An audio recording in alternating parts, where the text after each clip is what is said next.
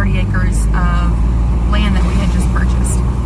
Keyword being planning to. Yeah, so that did not happen at all. And the last, 48 hours of our lives have been... Yeah, about 72 hours now. Yeah, have been insane. In a good way, but also in really crazy, scary ways. So we got to the closing table. The lawyer was like, hey, weirdest thing, we haven't heard from the sellers today. Let's go ahead and do y'all's paperwork, and the money's already there or whatever, so whenever we get their paperwork, you guys will be done. So we're like, okay, and we went ahead and signed everything. Apparently then the sellers decided not to close for whatever reason. Yeah, the attorney and the realtor said they couldn't get in touch with the seller. It was the weirdest thing.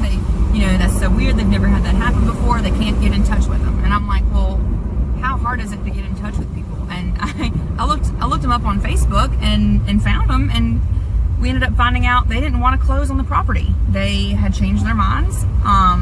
Which is too effing bad. Which we were very upset about. Very upset. Been up here, 5 or 6 times? Yeah, a bunch of times. We were spent invested. Gas money. We've stayed in hotels. We've really invested into this property. Mind you, we had a tractor and a camper getting dropped off. Yeah. It's supposed to be 2 days ago now. Yeah. So we had a lot of plans, and them doing this, them changing their mind and not telling anyone has, it put us a little bit behind where we wanted to be. We wanted to be in Tennessee full time now. So we could have taken legal action, but the more we talked about it... That's up to a 3-year process. Yeah, it's like a 3 to 5 year process. We would probably win, but are we going to even want the property 3 years from now? I mean, what happens in the meantime? Where do we live in the meantime? Like, we need to do this now, There was a lot of questions. There was a lot of things to kind of work through. And we didn't want to start out our journey to Tennessee with a lawsuit. But they were real nice, and so what we decided to do is that they would reimburse us our expenses for hotel stay and gas accommodations. Yeah, which I'm very thankful for, because that's what I feel like we invested, was the money staying in a hotel and the gas to get up here and all that. So, if we're able to get paid back for those things and just kind of move forward, I was great with that. Yeah, and when we were looking at land, some of you may not know this, but originally we had put in an offer on 100 acres that we were absolutely in love with.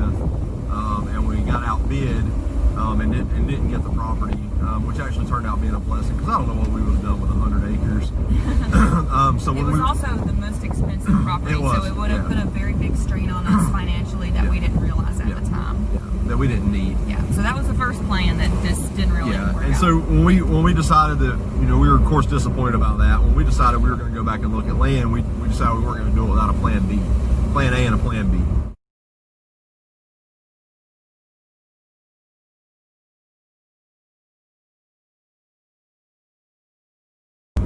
But it is 61 acres. So it's double the acreage. Double sized, and it was only about $8,000 or $9,000 more expensive. And it had everything that the other property had and more. I just don't think we realized it at the time, because when we had come to look at it previously, it was raining really bad. That was like 2 months ago. Like 2 months ago. We didn't have the 4-wheeler back then. We weren't able to really see the land. We weren't really able to get out and drive around because it was so muddy.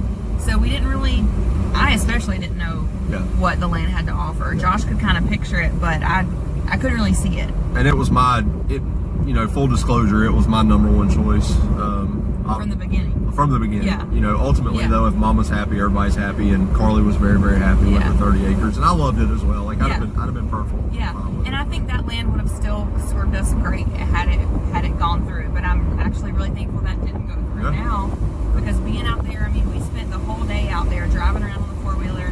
We're gross, we're sweaty, we're exhausted, but I'm so happy. Like, we got to drive all the way to the very top of the property and sit on a giant, some kind of tree that had fallen down. Yeah. And we can see through the gaps in the trees just these insane views that are just waiting to be unearthed. Like, we're it's amazing.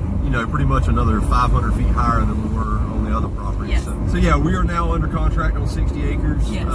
This has been a supremely easy process. Very easy. Very easy. There are basically 5 acres of pasture land that has been very well maintained, and I feel like it's going to be, just a little maintenance away from being a really beautiful pasture. You can tell they recently mowed, and that it used to be pasture land, whereas the other property,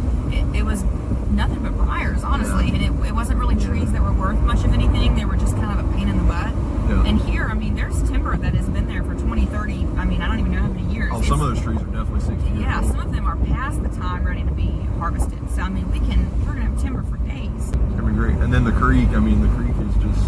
Oh yeah, natural spring water running all the way down the property, and then in the front of the property, we literally filled up our water bottle with it and drank it. I mean, it was amazing. Bo had a great time running through it. Yeah, there's an area down there that's naturally already kind of ponded up. You know, it's 3.5, 4 feet deep. Just a little pool in the creek, and I think we're gonna put in a pond right there and expand from that. But it's already got bass in it. There was 6-inch bass swimming around in there, and perch.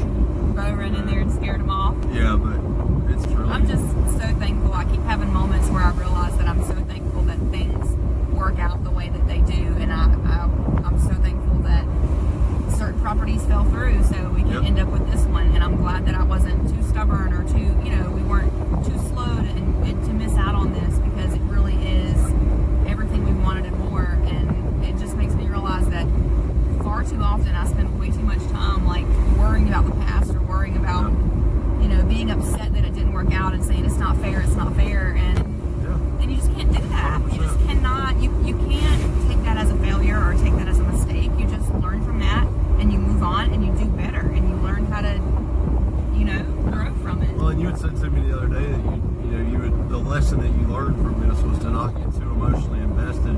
Exactly. Because at the end of the day, it's just a piece of land. It's just a piece of dirt. It's just dirt. Our dream is still our dream, regardless of where it happens.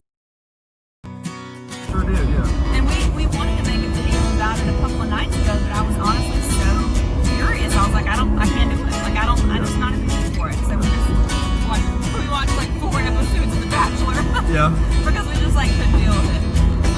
Not my idea, by the way. I was we were enjoying it.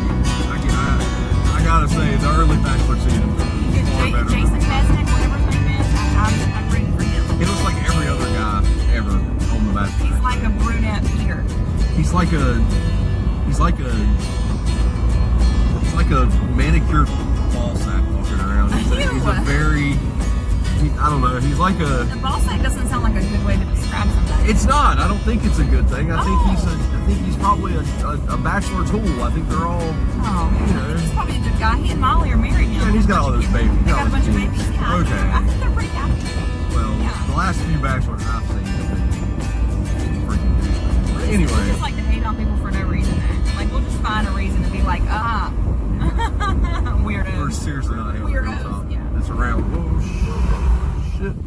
Oh, and that was a tractor. That was a tractor about to kill us, but they probably didn't expect there to be traffic out here. So. I mean, we are in BFE. See, there's a lot more risk of death by tractor than really anything else. I'm okay with that. I think death by tractor is, if you gotta go. It's about the worst thing to happen. Yeah. Or falling off the side of a mountain, which we already decided would be a cool way to go because you get a cool view on the way down. So. Yeah. But we went with Plan B. And Jesus, I'm sorry, y'all. There's some people up here that do not know how to drive. couldn't drive a tractor down a damn football field.